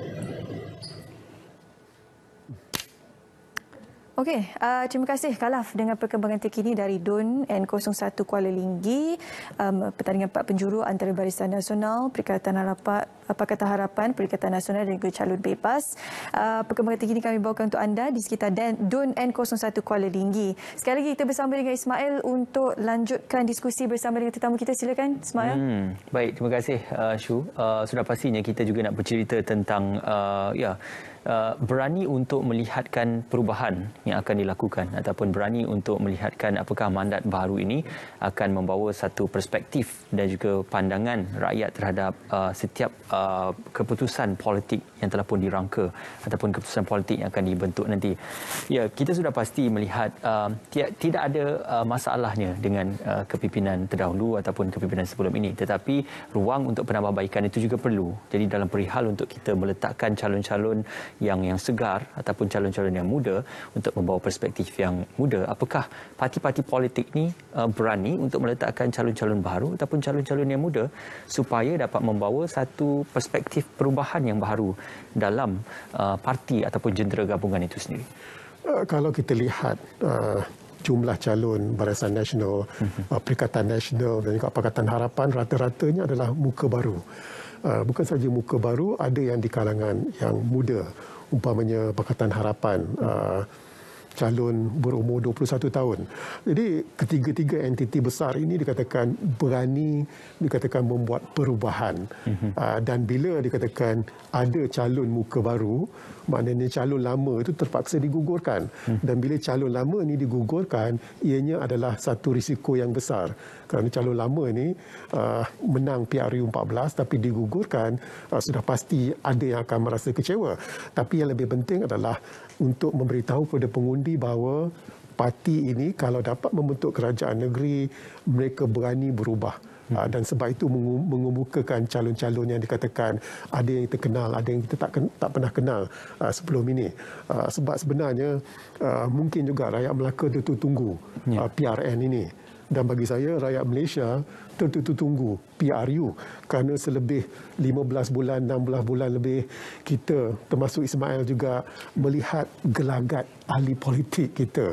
Mereka membuat keputusan dan kemungkinan tidak bertanya apakah kehendak naluri sebenarnya pengundi-pengundi mereka. Dan bila ada PRN Melaka ini adalah peluang terbaik untuk pengundi Melaka bahawa tunjukkan kepada rakyat Malaysia apa yang sebenarnya mereka mahukan bagi sebuah kerajaan negeri. Kerana tafsirannya adalah Melaka itu adalah gambaran yang kecil untuk keseluruhan PRU seluruh Malaysia. Jadi penting bagi sini adalah pengundi di Melaka itu membuat keputusan yang betul supaya menjadi penunjuk kepada pengundi yang lebih besar itu dalam masa PRU akan datang. Ya. Di sebalik beberapa perubahan lanskap politik yang berlaku dalam negara, kalau kita menyaksikan mungkin di sebalik beberapa pertukaran sokongan yang berlaku dan juga pertukaran mungkin individu yang memberikan sokongan ataupun menarik balik sokongan, tidak kira sama ada di kerajaan persekutuan ataupun di kerajaan negeri, kita menyaksikan ini yang seperti dikatakan oleh Tuan Azmi tadi, masyarakat boleh melihat dan juga menilai bagaimanakah konsistensi sokongan itu diberikan, khususnya dalam kita melihat perubahan lanskap politik tanah air. Jadi dalam perihal PRU Dun Melaka ini, apakah ini sebenarnya gambaran kepada apa yang akan kita saksikan untuk PRU yang akan datang yang belum lagi diumumkan dan belum lagi termaktub bilakah tarikhnya nanti? Ya, saya percaya sedikit sebanyaknya itu adalah gambaran kehendak pengundi dan gambaran kehendak pengundi Melaka, walaupun dalam 490,000 pengundi berdaftar, ia menggambarkan naluri kehendak dikatakan 14 juta, 15 juta pengundi seluruh Malaysia. Jadi keputusan PRN Melaka itu adalah penting kerana bukan saja dia menggambarkan kehendak pengundi, tapi juga dia akan mengubah landscape politik negara. Kerana di Melaka kita lihat pertembungan di antara Barisan Nasional dan Perikatan Nasional dan Pakatan Harapan. Kemungkinan besar selepas keputusan dikeluarkan, tidak ada lagi dikatakan pertembungan umpamanya antara ketiga-tiga parti ini.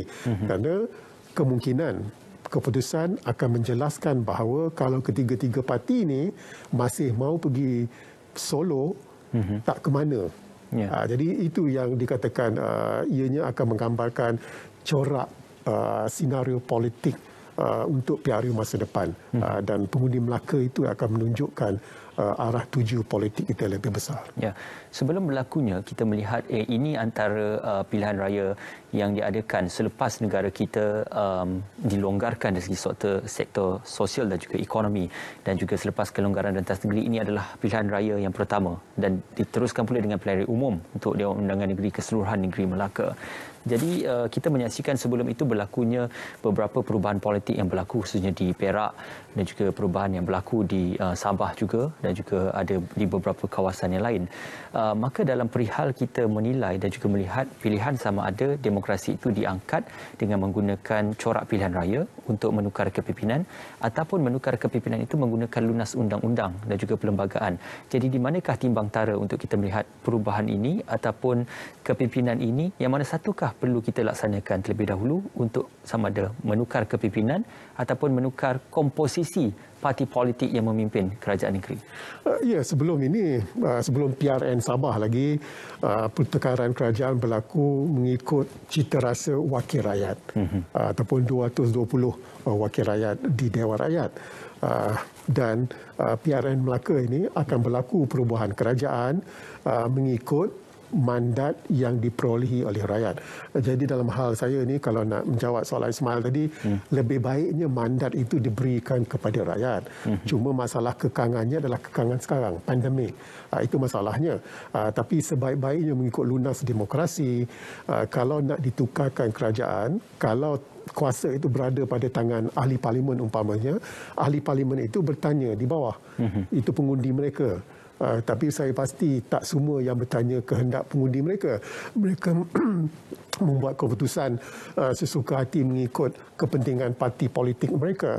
Jadi sebab itu saya lihat bahawa bermula daripada PRN Sabah, kita belajar kesilapan PRN Sabah terutama sekali tentang SOP pandemik, dan Melaka kita perbarui, dan selepas ini mungkin Sarawak dan juga PRU, kita belajar daripada kesilapan lepas. Yang paling penting adalah mandat oleh rakyat itu adalah diutamakan. Okey, Tuan Azmi, kita juga ada laporan daripada sahabat kita. Syu, ada laporan audio juga daripada sahabat kita, nak kongsikan? Terima kasih Ismail. Sekali lagi kami nak bawa anda semua untuk saksikan perkembangan terkini bagi penamaan calon di DUN N16 Aikro. Jadi kita terus saja bersama dengan rakan penyampai Fadril Amri. Sama-sama kita dengarkan rakaman suara ini. Sejahtera, saya Fazril Amri kembali untuk laporan hari penamaan calon DUN N16 Aikroh bagi pilihan raya DUN Melaka ke-15 di Dewan Japerun Aikroh Melaka.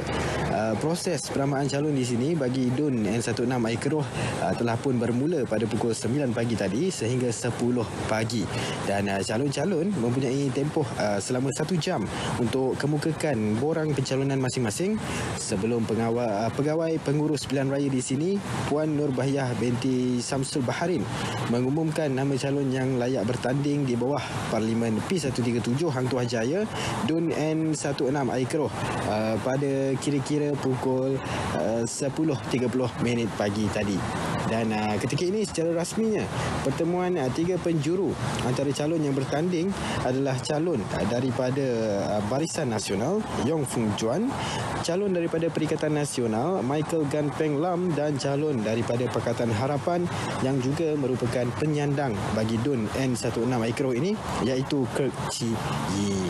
Juga ingin saya kongsikan dengan anda, sebelum ini kan pada PRU ke-14 di N16 Aikroh ini melibatkan pertembungan juga 3 penjuru antara calon Barisan Nasional yang diwakili oleh Datuk Chua Keng Wah, Parti Keadilan Rakyat diwakili oleh Kirk Chi Yi, dan juga PAS diwakili oleh Sepri bin Rahman. Parti Keadilan Rakyat yang diwakili oleh Kirk Chi Yi telah pun menang dengan majoriti undi, iaitu dengan 9,261 undi.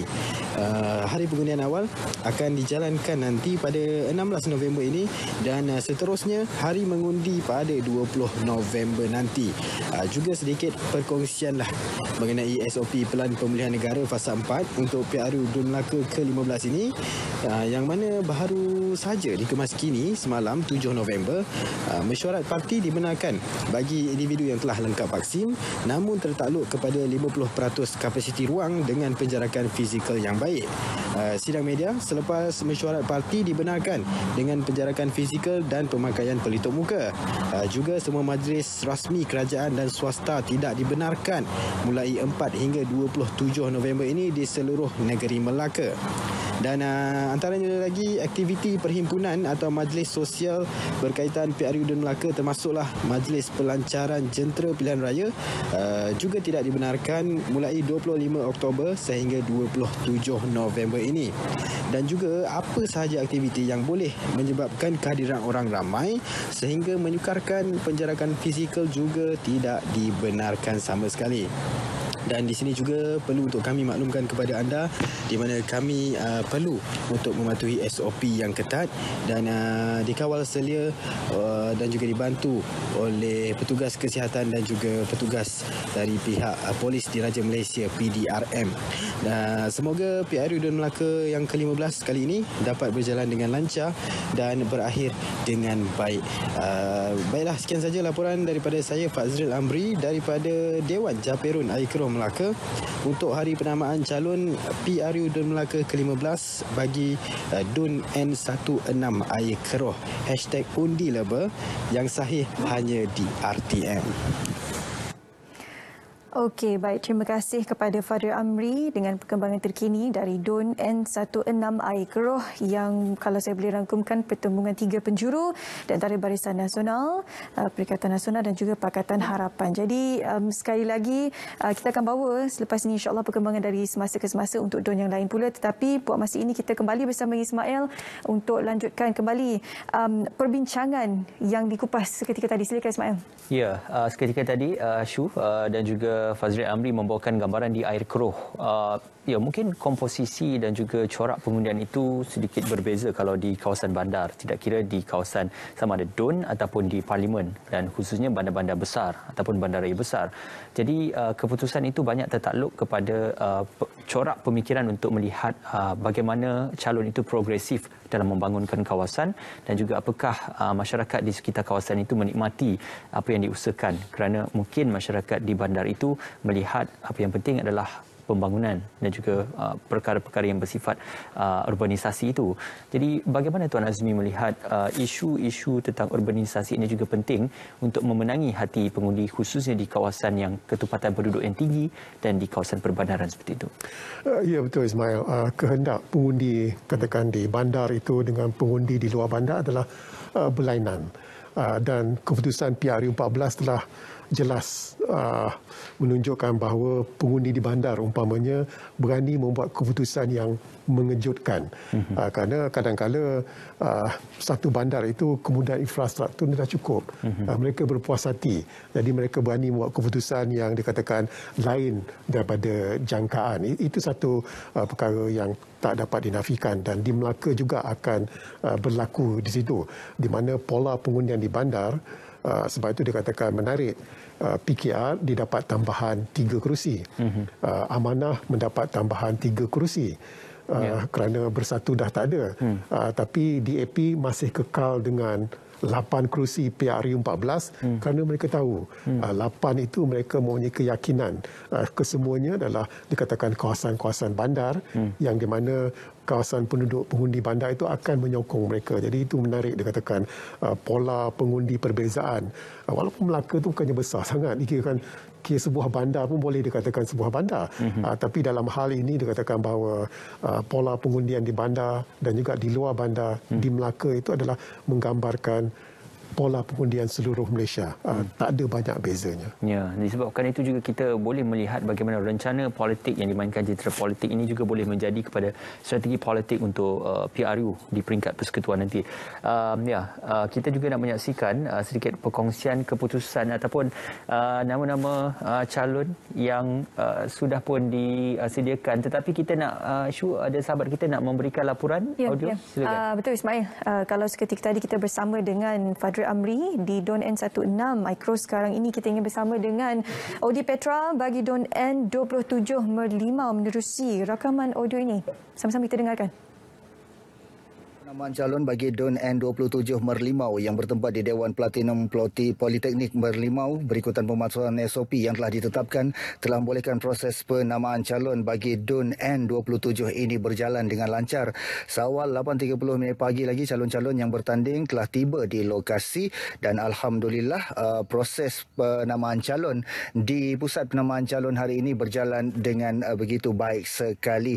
Kira-kira pukul 10.15 pagi, pegawai petugas SPR, Engineer Kalam bin Muhammad Noor telah pun mengumumkan nama-nama calon yang akan bertanding bagi kerusi DUN N27 Merlimau ini. Tidak ada borang pencalonan yang telah pun ditolak.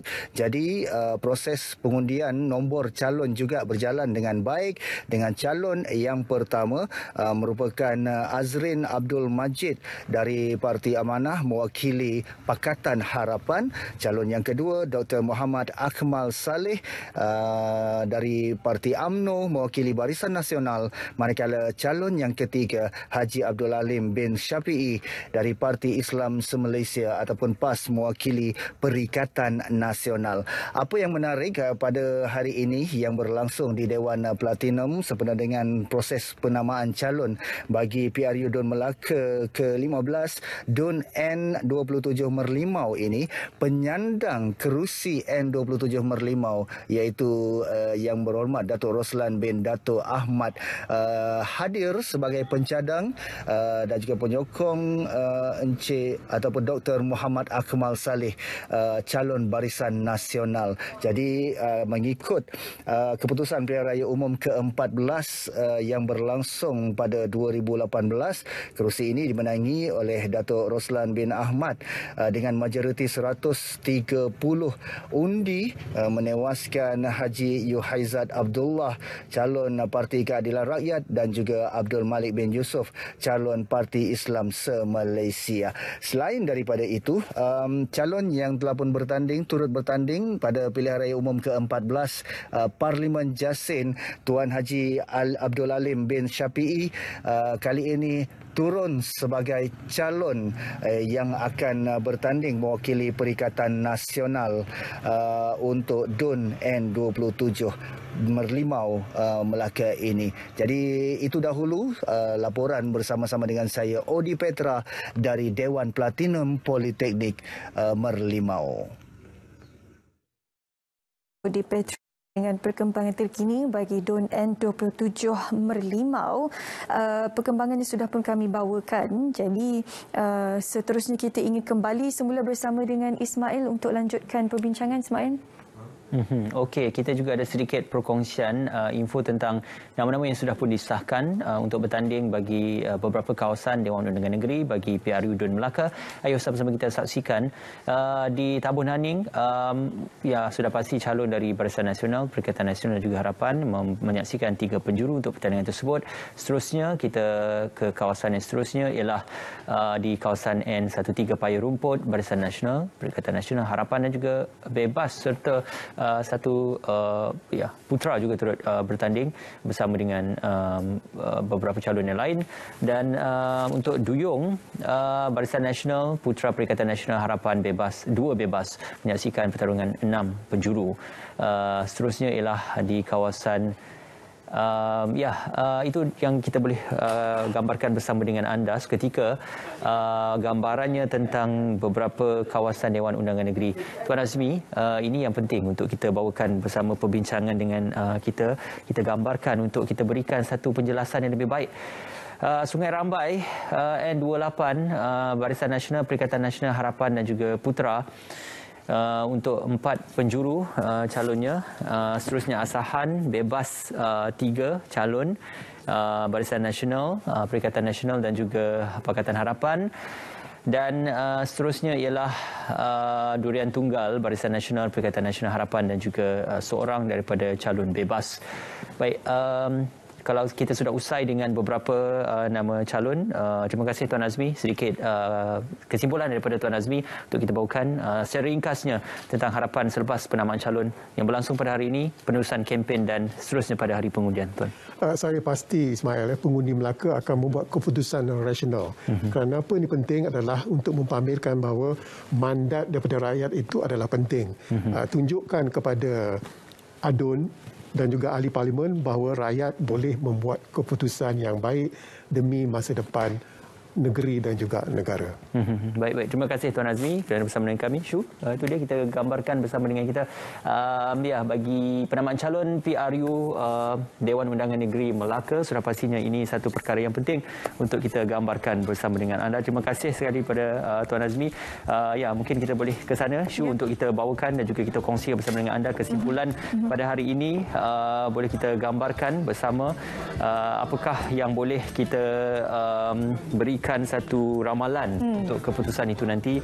InsyaAllah ramai-ramai ataupun tunaikan tanggungjawab anda dan juga pastikan menjaga SOP walaupun berada dalam satu kawasan yang dikatakan sebagai ramai dan untuk memastikan proses pengundian itu berjalan dengan lancar. Tapi yang penting tunaikan tanggungjawab sebagai pengundi di Dun Melaka. Jangan lupa bukan tarikh hari ini saja, selepas ni 16 November dan juga 20 November merupakan tarikh penting juga bagi PRU Dun Melaka yang ke-15 ini. Kami akan sentiasa bawakan perkembangan semasa ke semasa. Pastikan anda terus setia bersama dengan kami di TV1 dan juga saluran berita RTM untuk mendapatkan perkembangan dan juga berita yang sahih berkenaan PRU Dun Melaka yang ke-15. Okey, terima kasih bersama dengan anda. Kita juga akan membawakan analisis selepas penamaan calon untuk hari ini dan juga tarikh-tarikh penting yang akan dinamakan di bawah SPR untuk PRU Dun Melaka ke-15. Terima kasih bersama kami. Assalamualaikum. Kita jumpa lagi. Tanggungjawab kita sokong demokrasi. Rakyat Malaysia tinggi jati diri.